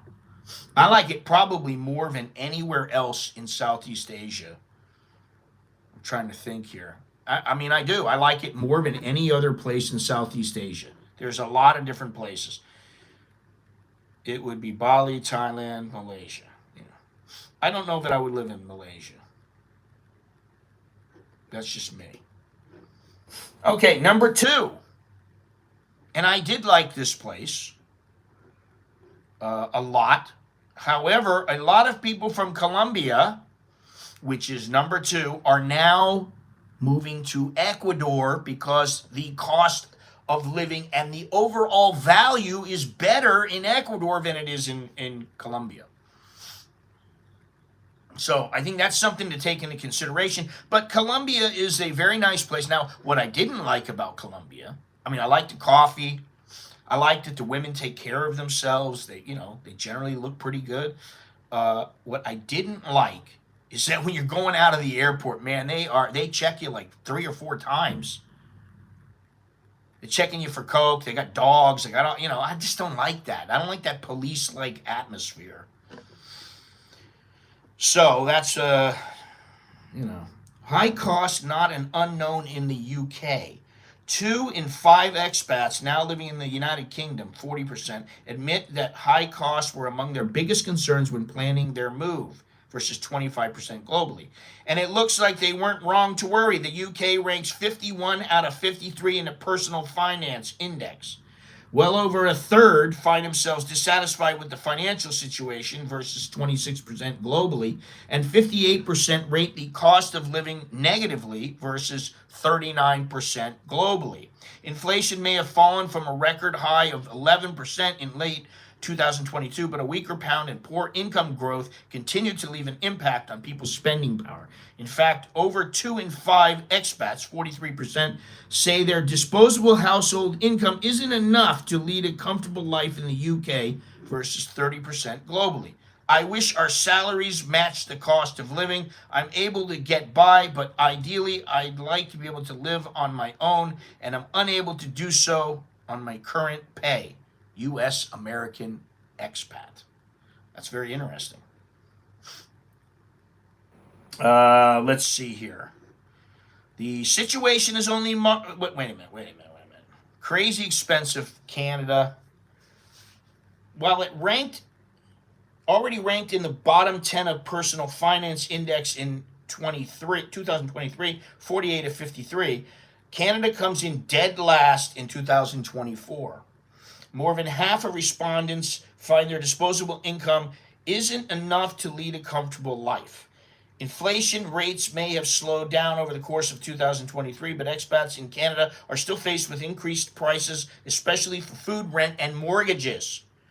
The cost of living is crazy expensive. Going out for a meal or drinks feels like a luxury. Spanish expat.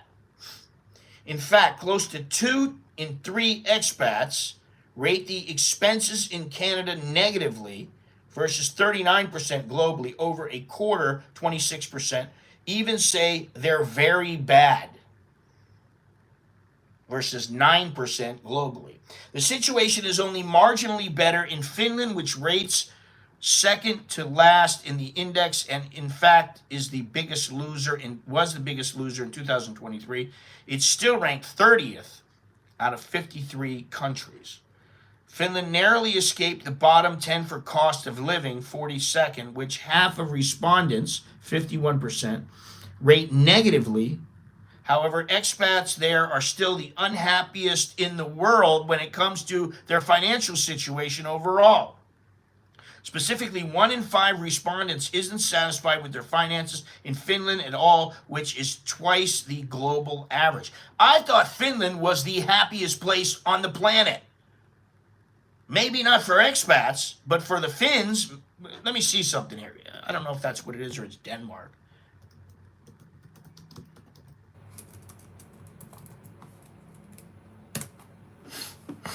Finland ranks as the world's happiest country based on a 2024 report with a score of 7.741 out of a total possible score of 10. Now, I'm not sure how they came to these things. I don't know how they got there. I have no idea, but they did. Let me see something here. World Happiness Report.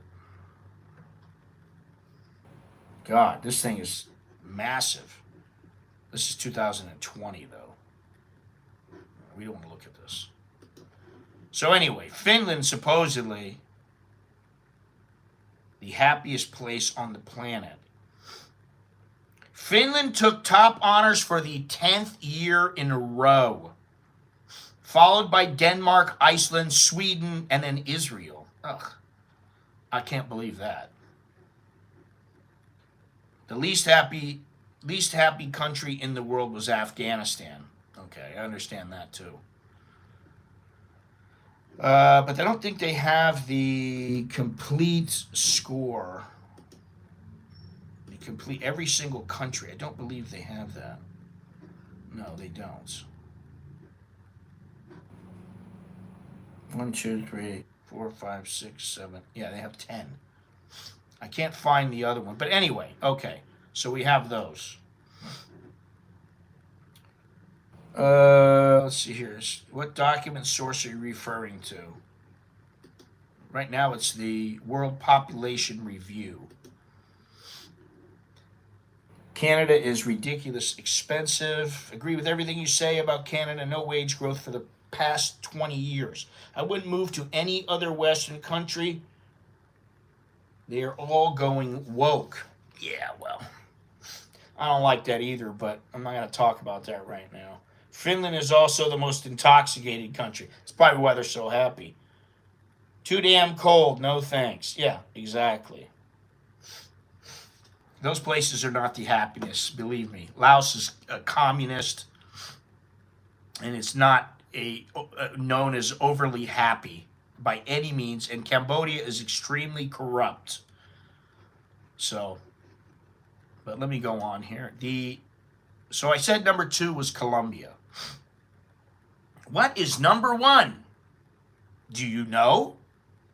You have any idea what the number 1 country is?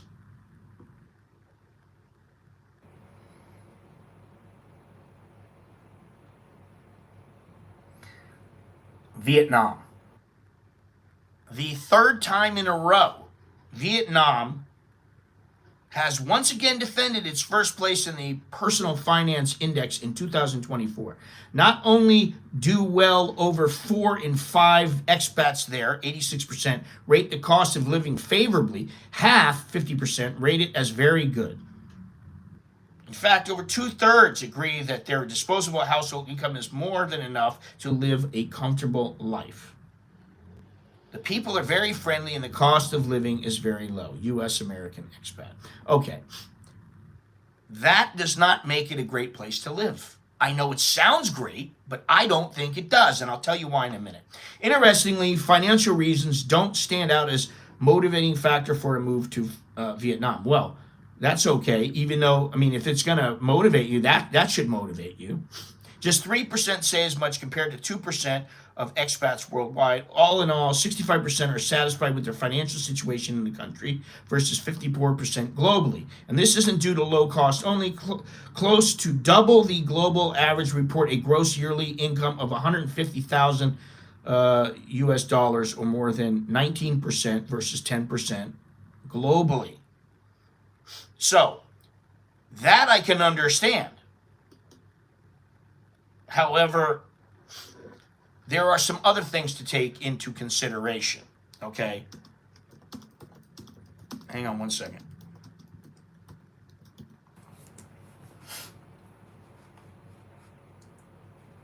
Let's see here. Let me see something. It's so funny because people they don't really say anything about this, but let me see something here.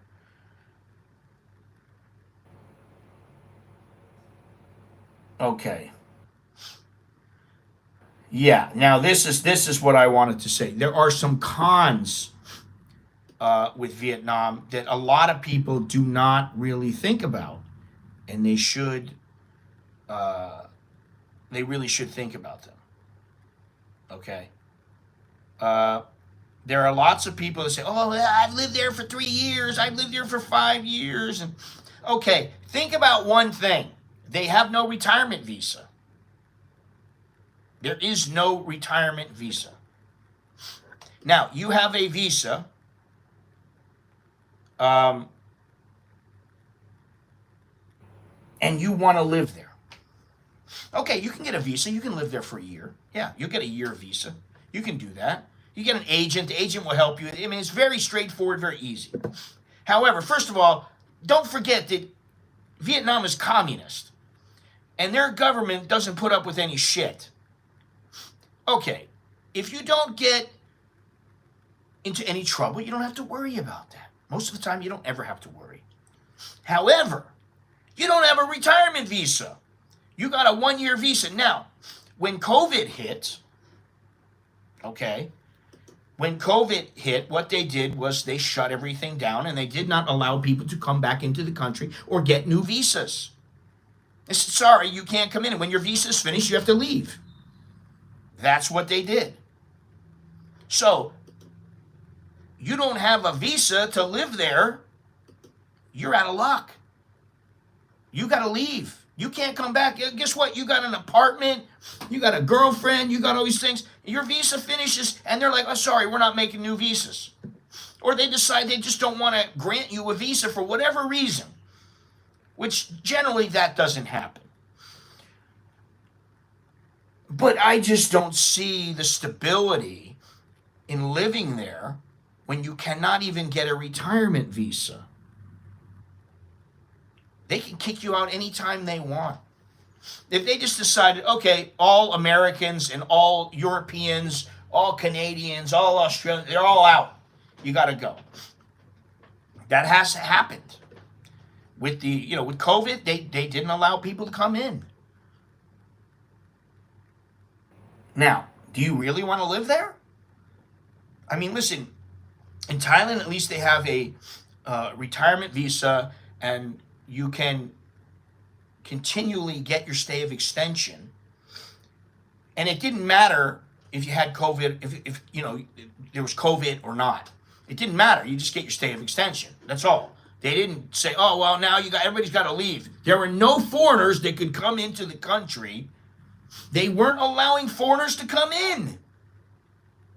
They weren't granting visas. Which, by the way, if you want to get a tourist visa, don't ever pay $70 or $100 or something like that. That's not what it costs. It costs $25. And if anybody needs the link, I will send them the link. Would your wife, what is this? Let me see here. Backdoor to Ecuador. Indonesia is cool, very friendly people, but living there other than Bali is another story. Yeah, I mean, and I wouldn't really like to live in the heart of Bali because there's too many people, too many foreigners. It's a tourist area. Scott, would your wife move to any of the countries you're discussing? She might move to Portugal. She might move to Ecuador. But, Thailand is number one. We've talked about, listen, if we are going to ever move, it would be a part-time thing. We would live in Thailand, say 3 months, then we would go somewhere for 3 or 4 months, we would come back, and then maybe we'd go somewhere else. I don't know. But, the more I think about it, I mean, Thailand is our home. We like Thailand. We don't have any problems with this place. I have no problems with it, really. Canada is ridiculously expensive, blah, blah, blah. Finland. What about Cambodia and Laos? No. Would you live in Vietnam? Not now. In the beginning, I thought about it, but then I figured out, they don't have a retirement visa. No, thank you. Good morning, Scott. Australians out? WTF. Out of what? I'm not sure. Hi, Dolo. Andy. Hi, hey, Dolo. Jim, g'day, mate. Anyway. There you go. Listen, do me a favor while I can still remember, as we close in on the end of this stream, do me a favor and smash the like button, subscribe, hit the notification bell, go down in the description, check out all the ways that you can help show the love or the like or whatever. You can do that. You can become a member of the channel. It's as little as $1.99 a month. It's pretty cheap. You become a Patreon patron. You can make a one-time donation. You can do whatever. All right? It's very easy. Everything's down below in the description. Let's see here. So, now, I have this other expat life in Vietnam. Everything is affordable. Not much is available. How expats rate life in Vietnam. The quality of life, 40th out of 53.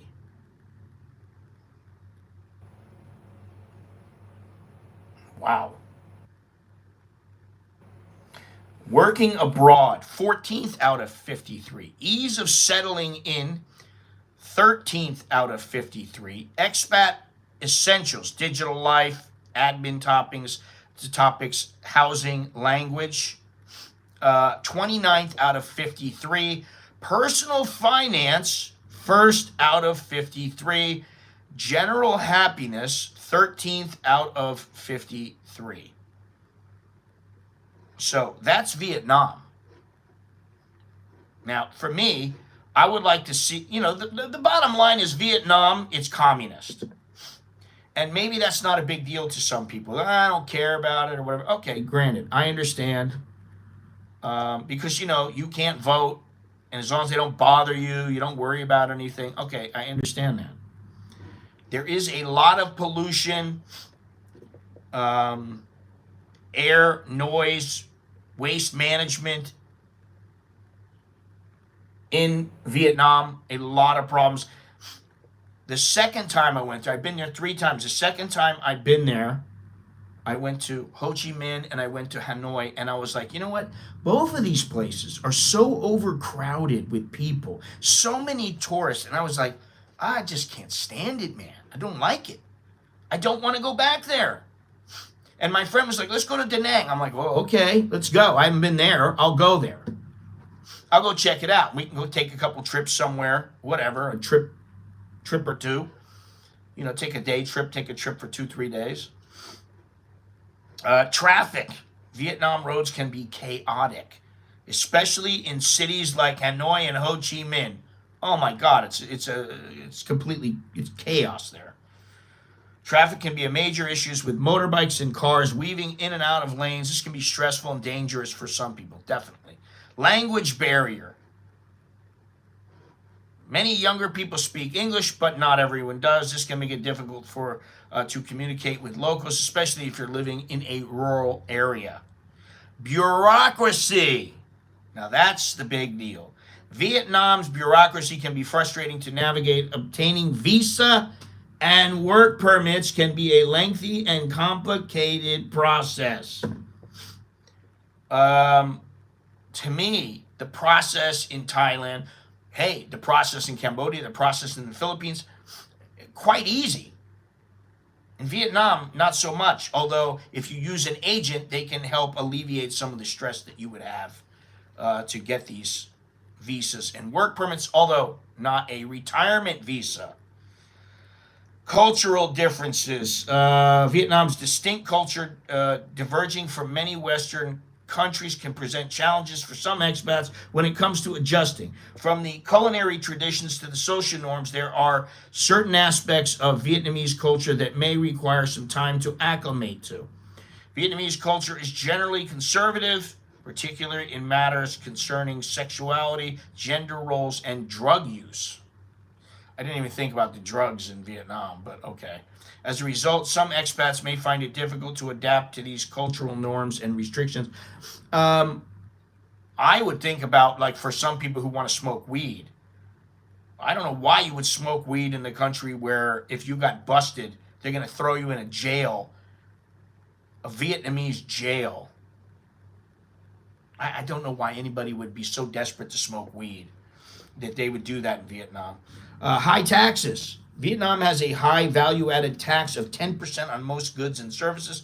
Income tax rates for expats can also be quite high, up to 35% for the highest tax bracket. These taxes may significantly impact your cost of living.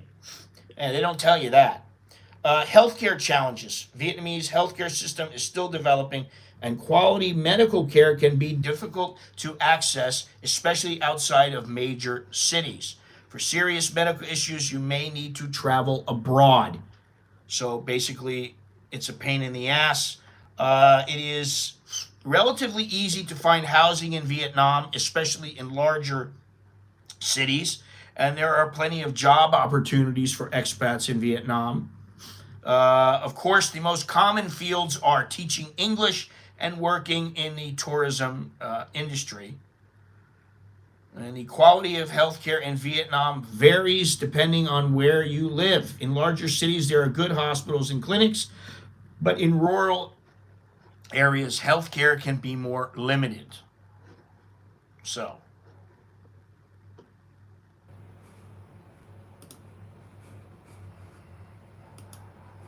Vietnam, although it ranks first,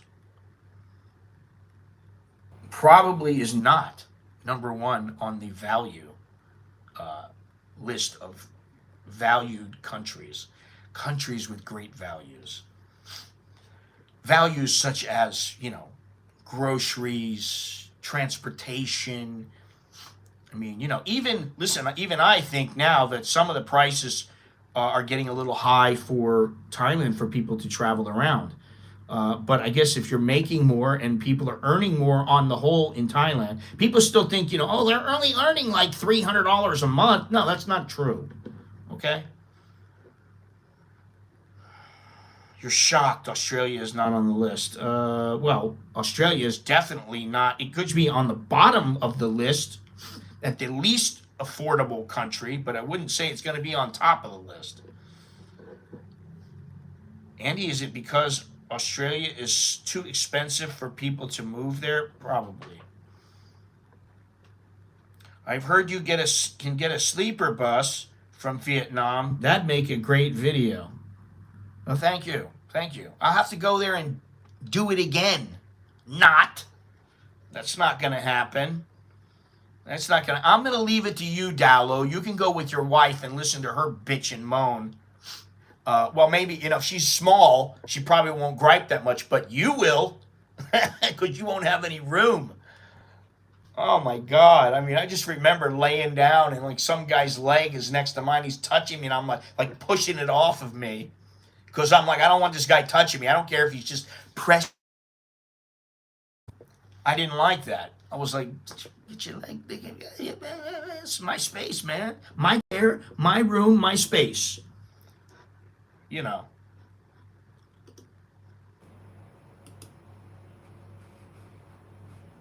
Let's see here. People in Vietnam are mostly free from financial worries. Work life balance trumps career advancement. Okay. However, patience is required for getting paperwork done. Friendly people make settling in easier. I don't care about that. Honestly, I don't really care about that because if I was to move somewhere now, I'm moving with my family. And hopefully, all together, we could make things a little bit easier.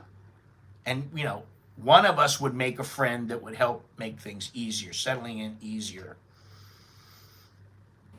Living standards have expats lower their sights. Quality of life is Vietnam's sore point in our ranking. Despite an improvement by 7 positions compared to last year, the country still lands in an unimpressive 40th place in this index. Now, something else. It's great they have such a great coffee culture. Oh, it's fantastic. You want an egg coffee? Oh, yes, very good. You want a cappuccino? Oh, smooth and frothy. Wonderful. However, after a couple of days of going to the coffee shop 2 or 3 times, it does get a little bit boring. You don't have to go every single day 2 or 3 times a day. But sometimes, it's like, oh, let's go get something to eat. Oh, you know what? There's a coffee shop right next door. Why don't we go have a coffee? Oh, this is only my 3rd coffee of the day. So you got to think about that.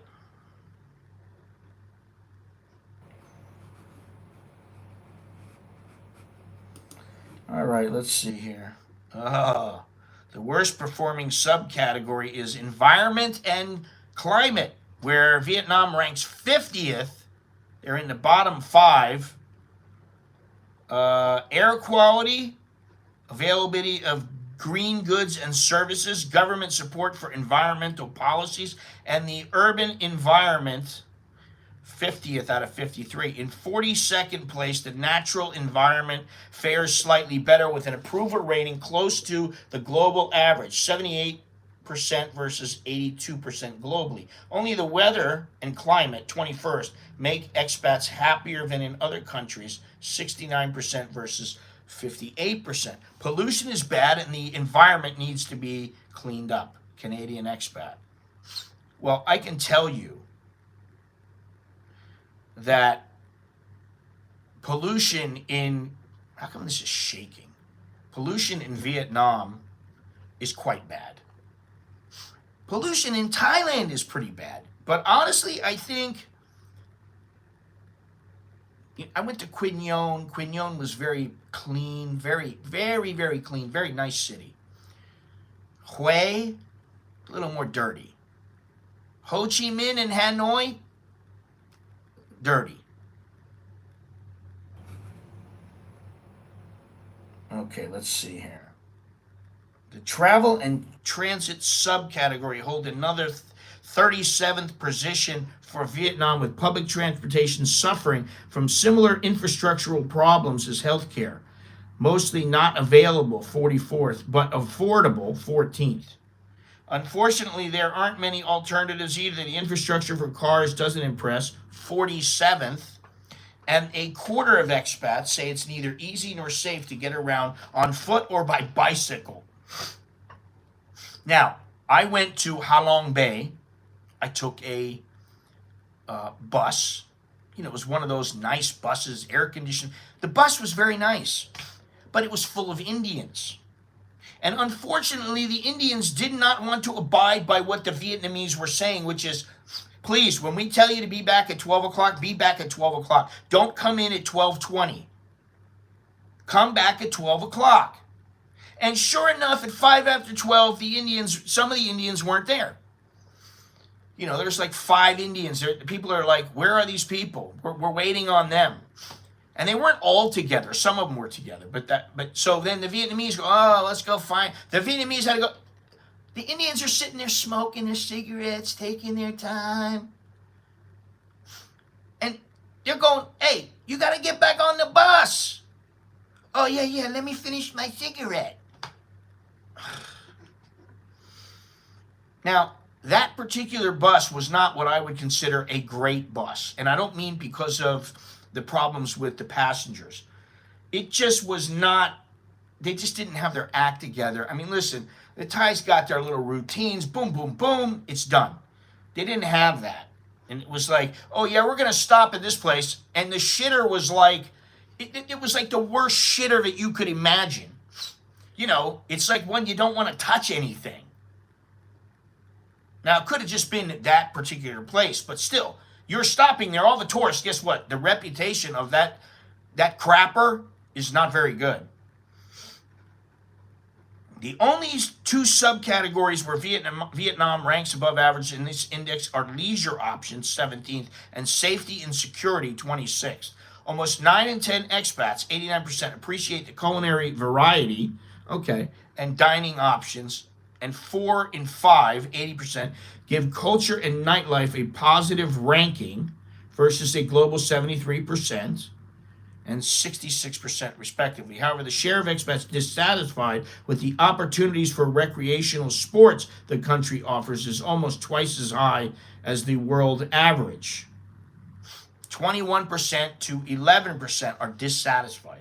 When it comes to safety and security, personal safety, 18th, and political stability, 13th, pose no major concerns, but personal freedom suffers. A quarter of expats in Vietnam, 25%, feel they cannot openly express themselves or their opinions, versus 17% globally. So there you go. A little bit about that. Buses have flight attendants passing out water. Thai buses have flight attendants passing out water and snacks. $13 from here in Bangkok.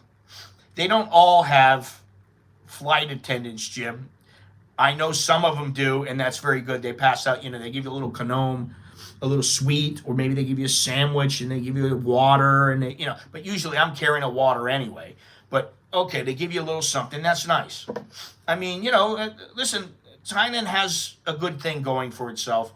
Although the buses, in my opinion, are probably the worst way to travel. I'd rather travel in a minivan, rotu.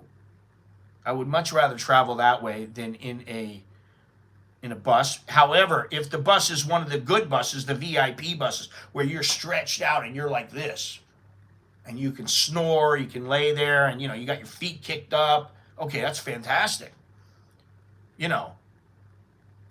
Most of the time you're not going to get that. However, the only problem I see with a bus versus a train you can get up and walk around, you can stretch your legs. A bus is a little more difficult to do that. So, that's why I don't take many buses anymore. I don't really even want to take trains all that often, but sometimes I do. Okay, what else was there? Let me see here.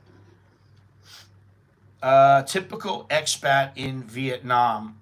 The average age is 52.4 years of age. Top reasons for moving. Now, it is not political. Most American expats are not moving abroad for political reasons. I don't care if they are a superstar or whatever they are, they're not moving for political reasons. The top reasons for moving: 18% found a job on my own, 13% simply to enjoy living abroad, 10% for a better quality of life. Well, if you're going to Vietnam, the quality of life is generally lower than in many places. Gender split in Vietnam.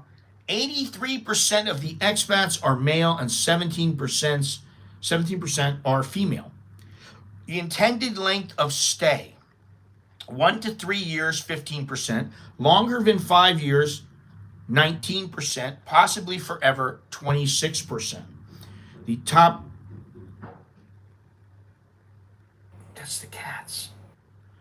Top sectors, 38% education, 8% construction, 8% marketing and communication. Okay, let me see something else here.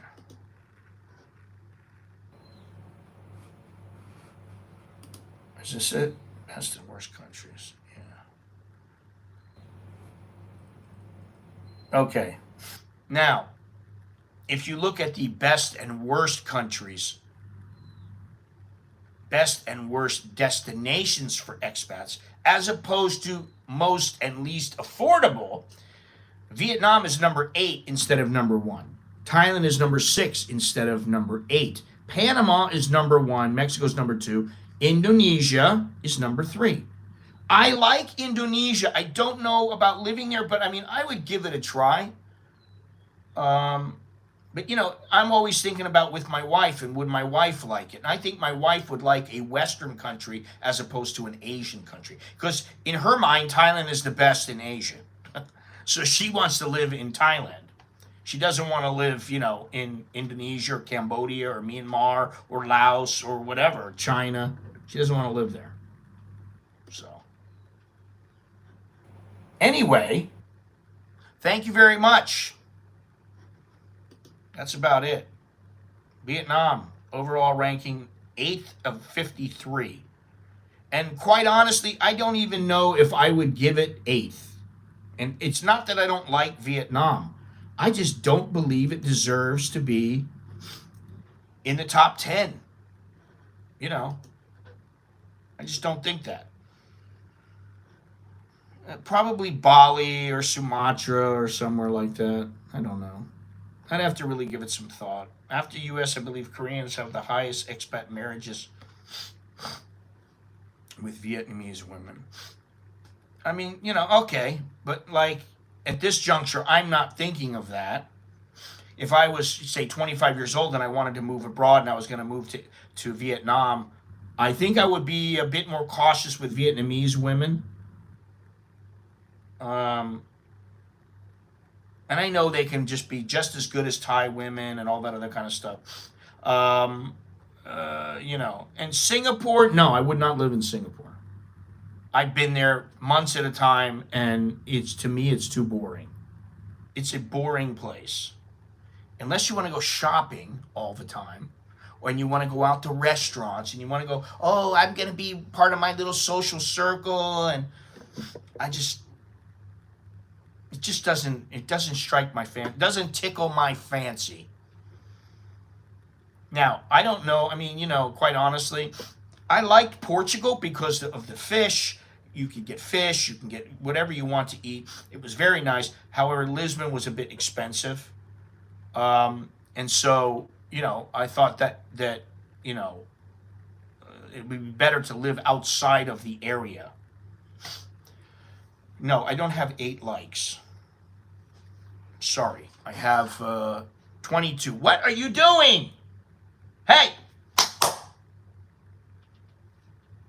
Freaking cats, man. They're constantly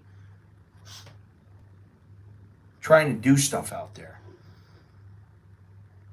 Singapore, I would consider only if I won the lottery. Even if I won the lottery, I wouldn't live there. I'd rather live in Switzerland than Singapore. It's got to be a combination of things that make it a top 10 destination.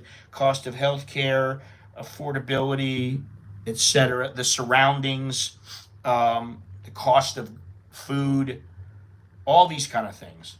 Forbes has a 53 country. I understand that's what I'm looking at. I'm looking at that as well as the affordability rankings, which that's what Vietnam is number 1. Vietnam is number 1 in the affordability ranking. It's number 8 in the overall ranking for best and worst countries living abroad. I don't honestly think it deserves that ranking. I think it deserves to be maybe in the top 15, maybe the top 20, but that's just my opinion. And I'd have to think it through to figure out exactly what countries I think deserve to be in there. I do think Thailand deserves to be in the top 10. I do think Mexico deserves it. I do think Indonesia deserves it. I do think Panama deserves it. Now it's got Spain number 4. My wife has been to Spain. She liked it. She was just like, I really like it, but they don't have Thai food here. I didn't like that the Thai food was nowhere near as good as what it is in Thailand. And I'm like, okay, well, you know. Colombia number 5, maybe. And they got Brazil number 7. I don't think I would put Brazil in there. Where's Costa Rica? Where's Ecuador? You know, I mean, you got other countries that they don't put in there but really deserve to be in there. So, okay, Andy, you take it easy. Time to go. Thank you, everybody. Appreciate it. Smash the like button, subscribe, hit the notification bell. And I will see you all later. Time to go. Time to get on my way. Merry way. So thank you, and I will see you next time, which I think will be, I don't know, maybe Friday, maybe Thursday. I'm not sure when, but I'll figure it out. Okay? So until next time, I am Scott. I'm an American in Bangkok. Choke di leo jerken mai. That is good luck and see you later. See you later, Jim, Aiden, Dale, Andy, everybody, Sean, blah, blah, blah, blah, blah. Everybody, okay, I will talk to you later. Pope can mai. Jerk and mai.